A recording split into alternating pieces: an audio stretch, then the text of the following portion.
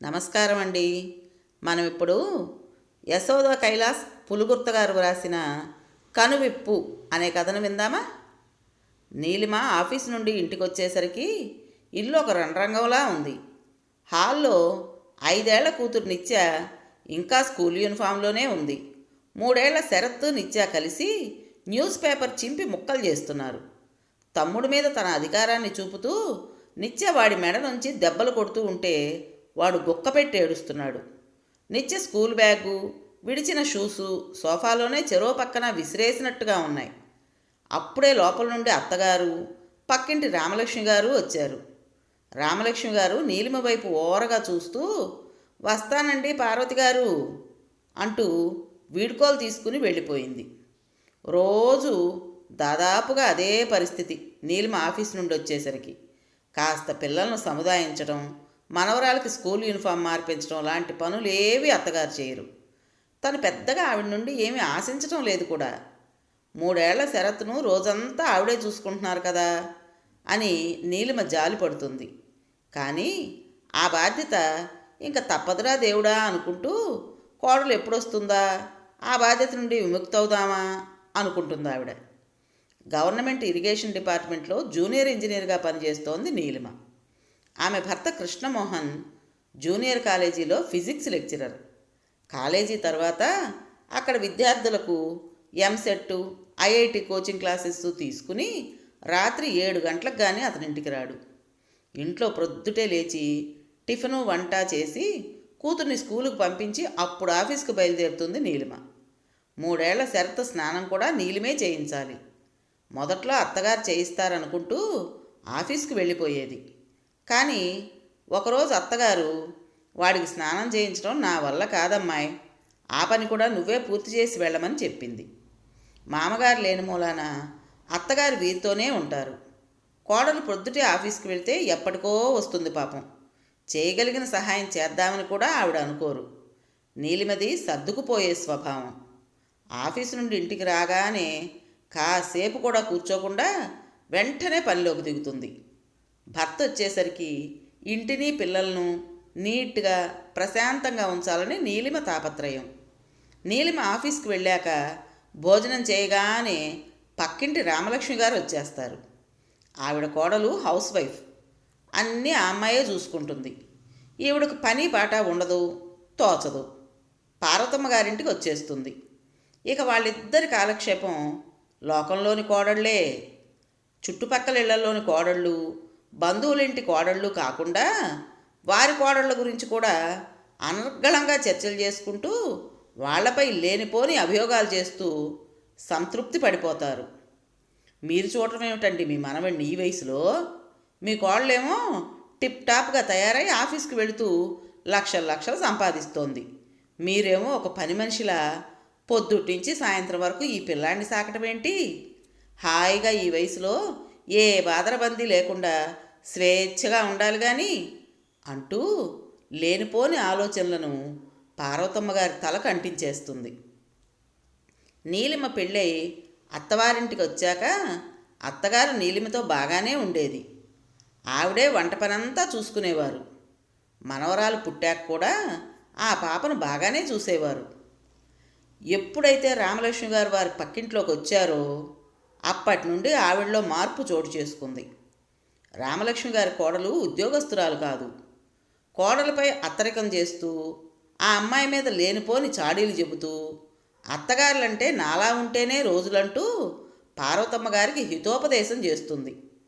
అత్తగారిలో వచ్చిన మార్పుని నీలిమ కనిపెట్టగలిగినా ఆవిడ పెద్దరికానికి విలువనిస్తూ ఆవిడను పల్లెత్తు మాట కూడా అనకుండా అన్ని పనులు సక్రమంగా చేసేసుకుంటూ ఉంటుంది. ఒకరోజు రాత్రి అందరూ భోజనాలు చేస్తుండగా పార్వతమ్మ గారు కొడుకుతో, ఒరే కృష్ణ, మీ మామయ్యని చూసి చాలా రోజులైంది, విజయవాడ వెళ్ళి మామయ్య ఇంట్లో ఒక వారం రోజులు ఉండొస్తాన్రా అనేసరికి కృష్ణమోహన్, అదేంటమ్మా ఇప్పుడు వెళ్ళటం ఏంటి? శరత్ని ఎవరు చూస్తారు? నిత్య స్కూల్ నుంచి వచ్చాక ఎక్కడుంటుంది? నాకు సెలవు పెట్టడం కుదరదు. మరి నీకు నీలు అమ్మ వచ్చే వరకు సెలవు పెట్టగలవా అన్నాడు. అయ్యో అస్సలు కుదరదండి, టెండర్స్ కాల్ఫర్ చేశాం, వాటి ఓపెనింగ్స్ అవి చాలా ఉన్నాయి. నేను తప్పకుండా అటెండ్ అవ్వాలి. ఈ నెలంతా బిజీనే. కానీ పాపం అత్తయ్య గారు వెళ్తానంటున్నారు, ఎలా అంటూ భర్త వైపు సాలోచనగా చూసింది. అప్పుడైనా ఆవిడ పోనీలేరా తర్వాత వెళ్తానని అనలేదు. ఇంతలో నీలిమే, పోనీలేండి అత్తయ్య గారిని పంపిద్దాం, ఆవిడకు కూడా కొంచెం మార్పు విశ్రాంతి ఉండాలి కదా. నేను మా పిన్ని కూతురు కళ్యాణి ఇంట్లో బాబుని దింపేసి ఆఫీస్కి వెళ్తాను. మన ఆటో డ్రైవర్తో నిత్యం స్కూల్ అయిపోయిన తర్వాత కళ్యాణి ఇంట్లో దింపమంటాను. నేను ఆఫీస్ నుండి వస్తూ పిల్లలిద్దరినీ తెచ్చేసుకుంటాను అంది. నీలిమ పిన్ని కూతురు ఉండేది పక్క వీధిలోనే. అవసరానికి సహాయపడుతూ ఉంటుంది. ఎలా ఉంది ఐడియా అంటూ భర్త వైపు చూసింది. బాగానే ఉంది కానీ మెయింటైన్ చేసుకోగలవా నీలు అన్నాడు. పర్వాలేదండి, అన్నీ కావాలంటే కుదరవు.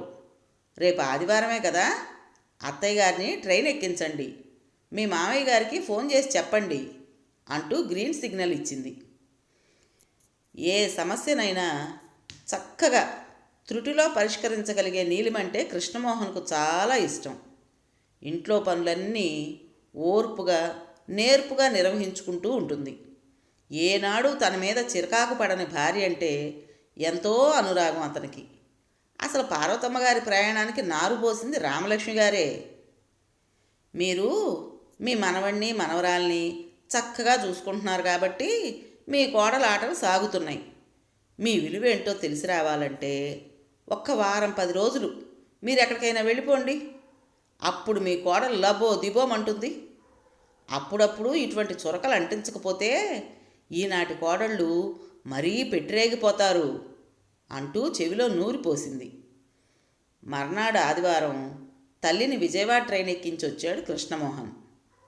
నీలిమ అనుకున్నట్టుగా యథాప్రకారం పొద్దుటే అన్ని పనులు పూర్తి చేసుకుని బాబుని కళ్యాణి ఇంట్లో దిగబెట్టి ఆఫీస్కి వెళ్ళిపోతోంది. ఇక్కడ పార్వతమ్మ రామలక్ష్మి గారి మాటల ప్రభావంలో పడిపోయి అన్నగారింటికి వచ్చిందే కానీ ఆవిడ్ని ఎవ్వరూ ఆప్యాయంగా ఆదరించనే లేదు. అన్నగారికి వదిన గారికి పార్వతమ్మ పట్ల అభిమానం ఉన్నా ఇంట్లోని మిగతా వారికి ఆవిడ రాక అసహనంగా ఉంది. ముఖ్యంగా ఆ ఇంటి కోడలికి. అసలు పార్వతమ్మను సరిగ్గా పలకరించనే లేదా అమ్మాయి. అన్నయ్య కోడలు రేఖ అహంభావి అని పార్వతమ్మ వినుంది. చదువుకున్న అమ్మాయి అయినా ఉద్యోగం చేయదు. ఇంట్లో అన్ని పనులు వదినగారే చేయాలి. వదిన ప్రొద్దుటే లేచి యంత్రంలా ఇంట్లో పనులన్నీ చేయటం చూసింది. కనీసం ఆ అమ్మాయి తన పిల్లలను కూడా పట్టించుకోదు.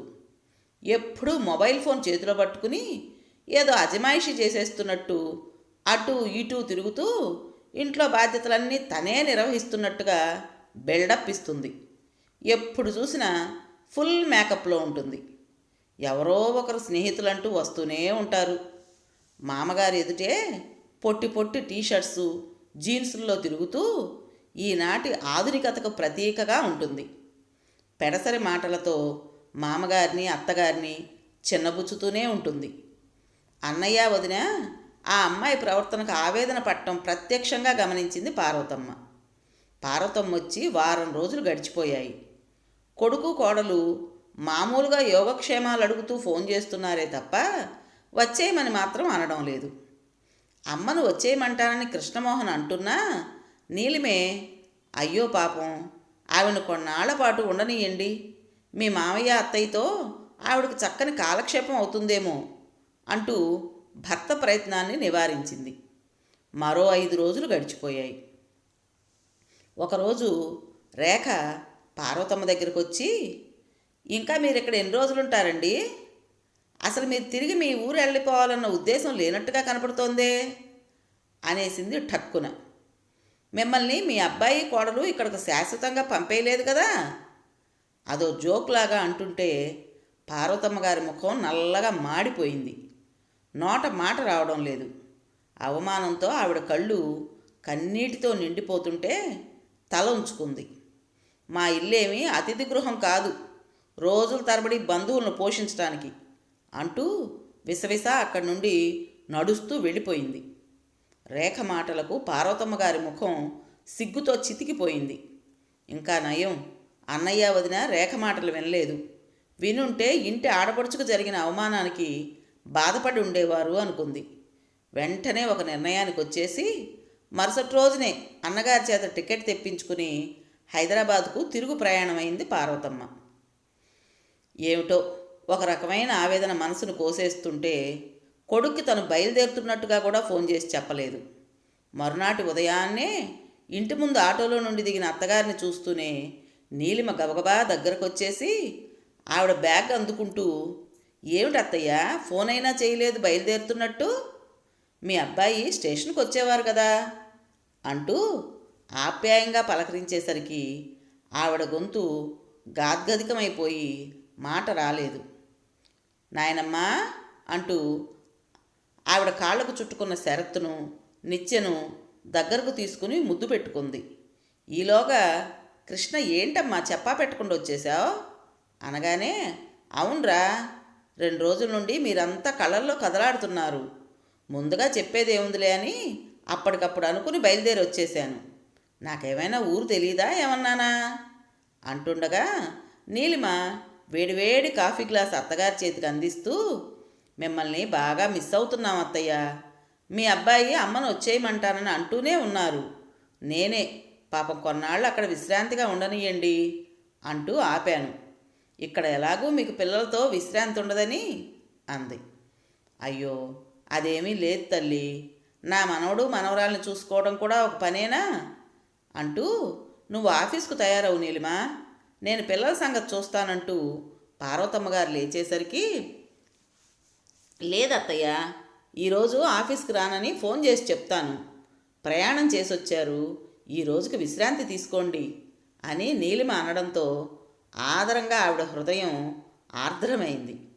నీలిమ ఎంత మంచిదో, రామలక్ష్మి గారితో స్నేహం, ఆవిడ చెప్పుడు మాటలు తన మనసు మీద ఎంత ప్రభావం చూపించాయో అర్థమయ్యేసరికి ఆవిడ మనసు సిగ్గుతో కుచించుకుపోయింది. రామలక్ష్మి లాంటి వ్యక్తులకు దూరంగా ఉండాలి. చెప్పుడు మాటలతో బాంధవ్యాలను దూరం చేస్తారు. నిజానికి తనిక్కడ లేకపోయినా నీలిమ సమర్థంగా ఇంటిని పిల్లలను చక్కబెట్టుకుంటుంది. ఇంటిని ఎంతో పరిశుభ్రంగా ఉంచుతుంది. మనిషి దగ్గరగా ఉన్నప్పుడు మనిషి విలువ తెలియదని, దూరంగా ఉన్నప్పుడే ఆ విలువ అర్థమవుతుందని రామలక్ష్మి గారు చెబితే తన ఆ మాటలు నిజమని నమ్మి ప్రయోగం చేసి భంగపడింది. మంచి చదువు చదివి బాధ్యతాయుతమైన ప్రభుత్వ ఉద్యోగం నిర్వహిస్తున్న నీలిమలో వేసమెత్తు అహంభావం కూడా కనపడదు. తనని ఎంత ఆదరంగా చూసుకుంటుంది. నీలిమ రేఖలలో ఎంత వ్యత్యాసం. అహంభావానికి ప్రతీక రేఖ. ఒక విధంగా రేఖ రామలక్ష్మి గారు వ్యక్తిగతంగా ఎంత చెడ్డవారైనా తన మనసులో ఒక గొప్ప మార్పుకు కారణభూతులు అవడమే కాదు, బాంధవ్యానికి ఉన్న విలువేమిటో తెలియజెప్పి కనువిప్పు కలిగించారు. అనుకుంటే ఆవిడ మనసు ఎంతో తేలిగ్గా ప్రశాంతంగా అయిపోయింది. మర్నాడు నీలిమ ఆఫీస్కి వెళ్ళగానే మధ్యాహ్నం రామలక్ష్మి గారు వచ్చారు. ఎంతో ఆత్రంగా, వచ్చేశారా పార్వతి గారు అంటూ. పిల్లల బట్టలు మడత పెడుతున్న పార్వతమ్మ గారు ముభావంగా తలదిప్పుకున్నారు. ఏమంటోంది మీ కోడలు? మన మంత్రం పనిచేసిందా? మీ విలువేంటో ఇప్పటికైనా మీ కోడలకు అర్థమై ఉండాలే అనగానే పార్వతమ్మ గారు తీక్షణంగా ఆవిడ వైపు చూస్తూ, ఎవరి విలువ ఎవరికి అర్థం కావాలి రామలక్ష్మి గారు? మనం లేకపోయినా హాయిగా సమర్థించుకోగలిగే ఆర్థిక బలం, స్వాతంత్రం కలిగి ఉన్నారు నేటి కోడళ్ళు. పని మనుషులను ఆయాలను పెట్టుకుని, లేదంటే డే కేర్లలో పిల్లల్ని వేసుకుని ఎలాగో ఒకలాగా సర్దుకుపోగలరు. కానీ మనలాంటి వాళ్ళకే వాళ్ళ ఆదరణ లేకపోతే దిక్కుండదని గ్రహించుకోవాలి. కోడళ్లను ప్రేమగా మన ఇంటి ఆడపిల్లలుగా చూసుకున్నప్పుడు వాళ్ళు కూడా మనల్ని గౌరవిస్తారు. మనకు ఓపిక ఉన్నంత వరకు వాళ్ళకు సహాయపడాలే తప్ప కోడళ్లకు మనం చేయటం ఏమిటనుకుంటూ అహంభావానికి పోకూడదు. మా అన్నయ్య కోడలు మా అన్నయ్యను వదినను గడ్డిపోచల్లా చూస్తున్నా మా అన్నయ్య వదిన మౌనంగా సహిస్తున్నారు. అలాగే ఉండాలని కాదు నేను చెప్పేది. ఏదో నాటికి ఆ అమ్మాయిలో మార్పు వస్తుందని, అత్తమామల విలువేమిటో గ్రహిస్తుందని వాళ్ళ ఆశ. బంధానికి దగ్గరవ్వాలని వాళ్ళు తాపత్రయపడుతున్నారు. మీరు మా ఇంటికి రావచ్చు, కానీ మంచి విషయాలను చెప్పండి. బాంధవ్యాలను విడగొట్టే సలహాలు ఇవ్వకండి దయచేసి. చక్కగా ఆధ్యాత్మిక విషయాలను మాట్లాడుకుంటూ మనసుని ప్రశాంతంగా ఉంచుకుందాం. పాపం మీ కోడలు చిన్నపిల్ల, అదే పనిగా ఆ అమ్మాయిని ఆడిపోసుకోకండి. మీ ప్రవర్తనకి విసిగిపోయి ఆ అమ్మాయి ఏదో ఒకరోజు మీ మెడబట్టి బయటకు గెంటేస్తే అప్పుడు మీ పరిస్థితి ఏంటి? మీ కోడలతో ప్రేమగా మెలగండి అంటూ మెత్తగా చివాట్లు వేసి పంపించింది. ఆ సాయంత్రం నీలిమ ఆఫీస్ నుండి ఇంటికొచ్చేసరికి ఇల్లంతా ఎంతో నీట్గా సర్దుంది. పిల్లలు శుభ్రంగా కడిగిన ముత్యాల్లా మెరిసిపోతున్నారు. నీలిమ రాకను చూసిన పార్వతమ్మ గారు, వచ్చావా నీలిమ అంటూ వేడివేడి కాఫీ కప్పులో పోసి నీలిమకు అందించారు. అయ్యో అత్తయ్య, మీకెందుకు ఇంత శ్రమ అని నీలిమ ఆదరంగా అనేసరికి ఆవిడ హృదయం ఒక అనిర్వచనీయమైన అనుభూతికి లోనైంది. భగవంతుడా, నాకు ఈ అదృష్టం చాలు అంటూ ఆ దేవుడికి మనసులోనే కృతజ్ఞతలు సమర్పించుకున్నారు పార్వతమ్మ గారు. విన్నారు కదండి, కనువిప్పు. మరి ఈ కథ మీకు నచ్చిందా? నచ్చినట్టయితే లైక్ చేసి మరో నలుగురికి షేర్ చేయండి. అలాగే ఈ కథ పైన మీ విలువైన అభిప్రాయాన్ని కామెంట్ బాక్స్లో తెలియజేస్తారు కదూ.